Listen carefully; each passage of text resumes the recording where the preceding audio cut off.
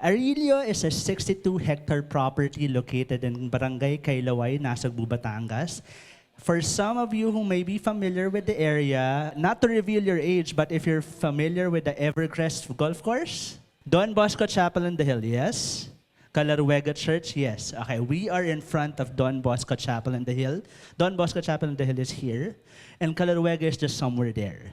So the estate used to be the Evercrest Golf Course, and we repurposed the golf course to be an estate. It has the Tagaytay features with cool climate and the high elevation, and it has very good rolling terrains. And for the longest time, we've noticed that the location itself actually is always considered as the jump off or the meeting point for people who always climb up Mount Batulao or Mount Talamitam in Nasugbu.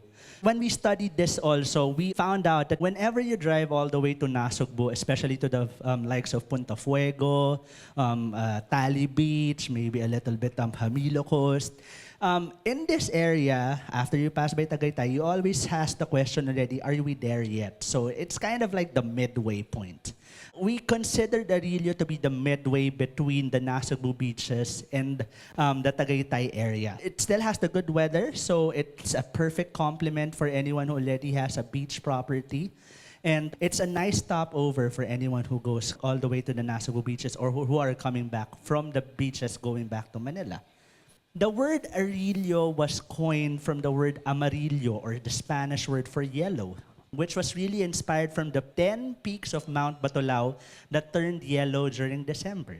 So that's the origin of Arilio. And the estate is envisioned to be the premier ecotourism and nature haven for life and leisure in Batulao. And here's why. Number one, we think that given its highway frontage and its accessibility from Manila and its drivability from Manila, we still perceive it to be accessible and convenient. I know that you guys have some perception already of the traffic of the Tagaytay, but the upcoming different developments like the Cavite-Tagaytay Batangas Expressway, and we also have some infrastructure built by DPWH, the East-West Lateral Load. It already makes it easier to go to the estate coming from Metro Manila. Secondly, we envisioned Arilio to be an organized leisure town center. What do we mean by that? To put it simply, it's like your organized Tagaytay put into one location, wherein you have different overnight facilities, you have leisure activities, you have a nature sanctuary, you enjoy nature, and you have different restaurants also that you can visit in the area, all in one place. And really, true to ALI's nature of sustainability, we would like to capitalize on the nature characteristic of Arilio and its proximity to Mount Batulao by actually putting ecotourism and sustainability as one of its forefronts. We plan to do stewardship and regeneration programs for not just for Mount Batulao, but for Mount Talamitam as well. We also would like to help the communities, the surrounding communities in the area by actually professionalizing a lot of the mountain activities in the area. Anybody of you have tried mountain climbing in Batulao? Not everyone. For some of you who have tried it, you'd know that going up the mountains might be a little bit hard. It's not really that organized. The trail guide activities there are kanya-kanya, but we'd like to make it fun for everyone, accessible for everyone, and not scary by putting up some professional activities there as well. So in terms of concepts, Arilio will have some commercial areas that I will be sharing more to you later on. In terms of the future development, we think a residential and an MRB development also will be present in the area. And for the leisure spaces, we have different activities such as horseback riding by El Caballo, also some canyon trails. The dark green that you see here is a canyon trail that I will be expounding more later, and a mountain leisure center, which I will expounding more. So onto it, let me just break it down to you. One of the things I'd like to highlight is our leisure or the lifestyle town center, wherein it will host different foodie destination kinds of restaurants true to the character of Tagaytay being a day trip destination for anyone who'd like to eat, we'd like to bring in some homegrown restaurants or maybe some new restaurant concepts here in Arillo that people can go to.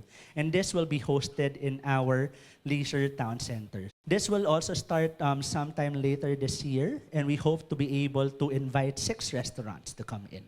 Another thing that we'd like to highlight, Blue Leaf has agreed to build with us. So Blue Leaf will be located at the center, at the heart of the project, and will be putting a facility similar to that already of what they have in McKinley, wherein you have 3 event halls with outdoor areas, really tailored to fit different weddings and to host the multiple weddings that have been happening both in Don Bosco Chapel in the Hill and Calaruega Church. Just the trivia also, it's actually not just 2 churches that are close to the area. There's another one a kilometer down, near, if you're familiar with Sandari Batorao. There's a big church there called San Antonio de Padua. It's another wedding church. So aside from Blue Leaf, we're gonna be doing some more nature activities by developing what we call the Natural Canyon Trails or the Arillo Canyon Trails. It's a 15-hectare development inside Arillo. What we did was to identify 3 kilometers of nature hike. Instead of going up the mountains, you're gonna be going down to the canyons. It's more controlled. It's more fit for everyone. It's easier. It's a beginner for the beginners trail. Mount Batolao is a beginner mountain eh. Ako na hindi ako masyado fit, I was able to commit with that, so I'm sure you'll be enjoying it too. And really just to complement that, we'd like to bring in families there to enjoy educational nature tours, maybe a little bit of bird watching, etc. Speaking of which, these canyon trails really have a lot of species already, around 257 to count in our last biodiversity study. The pictures that you see here are the actual creatures and animals that you see in Arillo. So you have the indigo-banded kingfisher. It's actually a Philippine endemic, almost endangered. We have different trees and birds as well.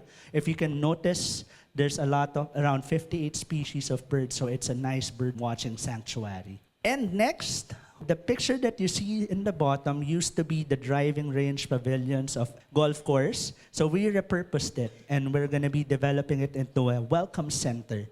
And the function of this welcome center is really to help anyone who would like to explore the mountains of Mount Batolao and Mount Talamitam. In this welcome center, we call a visitor center for mountain climbing, wherein if you want to go up the mountains, you can just sign up here, you can book a trail guide, have your safety briefings, leave your car. Later on, after your hike, if you want to change, you have some shower rooms there, some bathrooms also, and lockers. It will also be the registration as well if you'd like to go to the nature trails of Arillo or do horseback riding with El Caballo. So to complement that, we're going to be putting in a visitors cafe. And to our sellers, this last pavilion here, later when you sell both maybe residential and our commercial properties, will be dedicated for you, for your selling activities. It will be a seller center as well.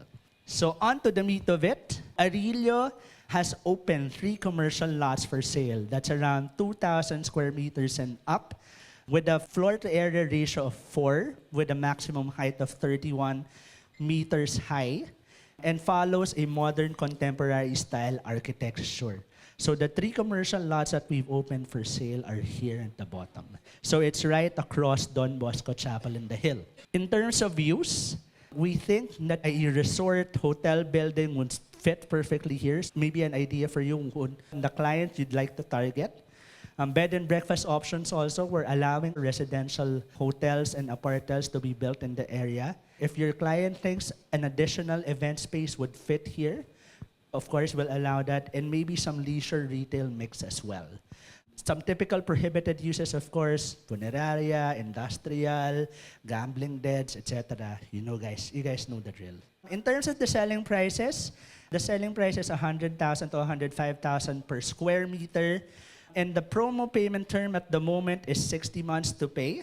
So just a sample computation of one of the lots. Block 2, Lot 1 is 2,338 square meters. VAT Inc., that's around 274 million. So the down payment is almost mga 27 million. And the balance over 60 months will land at around 4 million monthly. In terms of the estate itself, it's very boutique, very secluded. So our road section offers wide sidewalks and planting strips. And it's really fit for walkability as well. So I invite you guys to come into Arillo. You can already take your clients to our visitor center. We hope to be able to open the trails and the horseback riding sometime second half of this year. So you can also invite your kids as well to enjoy. And as Dea said, we launched last December and we hope to start the construction later on this year and have everything already in 2 years thereafter. Back to you, Mr. Deo. Thank you very much. So here, launched December 7 last year. We'll start construction towards the last quarter of this year to be completed in 2 years' time by 2026. Questions for our project lead, MJ, for Arillo? Anyone? No question? Oh, yes, Maurice. Hi, sir. What's the plan for residential development in Arillo? Ikaw naman, commercial bibenta natin, residential tatanong mo. No, we just wanted to make sure because when we sell this, we made a presentation, so they just wanted to know. I mean, of course, we say it's mixed use, right? So at least they have more or less an idea, diba? What's the come? The timeline? And what are the Okay. residential? So, something that we rents? okay. Currently, it's being studied by ALP. So what we know at the moment and what I can disclose to you, it's going to be an ALP development. In terms of the cuts, it might be a little bit larger. I don't know the specifics yet, and they're still in the studying stage, so I can't give at the moment anything. But yeah, the entire 10 hectares that you see there, the residential portion is allocated on this side. Okay. So anything on the highway will be commercial in nature. It's with ALP, I'm so sorry. Okay, but not confirmed. Huh? Not confirmed that it's ALP. Or, They're the ones who are studying it okay, now. so it's ALP. Yeah. Okay. We already gave it to them for them to study it. Timeline? Timeline, they're looking at around hopefully be able to come up with something later on this year. All right, thank you. The positioning of this estate is really directed towards a mountain residential resort. So when you say residential resort, there'd be residential enclaves and there'd be commercial property enclaves. And yes, it's going to be ALP. They're the ones drawing the master plan for the residential enclave, and it could be a combination of horizontal and vertical.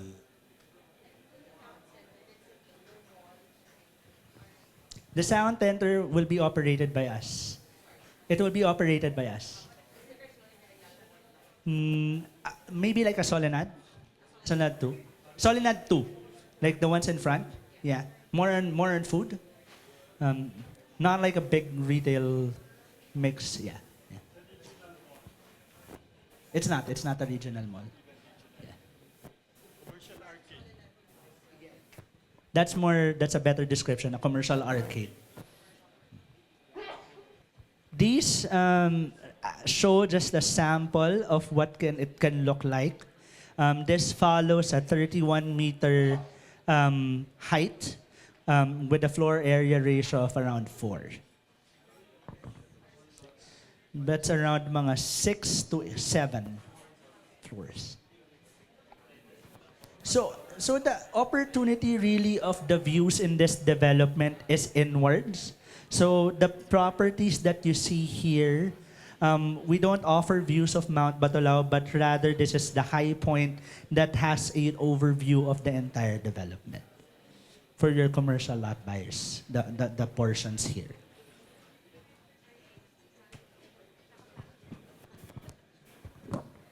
So just to be clear, some of the sellers would send us mail and inquire if these 3 commercial properties would have a view opportunity of Mount Batulao. There's none. It may have a view corridor on a corner lot, but we cannot guarantee it. What these 3 properties would have is an overall perspective of the entire estate, because it's on a high point looking down south, not behind where Mount Batulao is. So it will have an unlimited mountain, fresh mountain air and a view of the estate. The ambience of what Tagaytay will bring you. Here, it's 4 o'clock in the afternoon, it's already foggy, especially during the rainy season. 8 o'clock in the morning, it's still foggy. Height elevation, The elevation is around mga 580 plus currently. Above sea level. Yeah. Still high. Still high. Once you get down, well, you know, the estate is very much fortunate because we're still on the high side of Tagaytay. So once you go actually further a little bit down, that's when we see a little bit less of the fogs already. So maybe also a tip, try to look at the weather. Later on, hindi ngayong weather na to na sobrang init, but like yung mga medyo to the point na medyo babagyo or yung kakatapos lang yung bamagyo, the fog is very thick, it's very cool, it's very nice.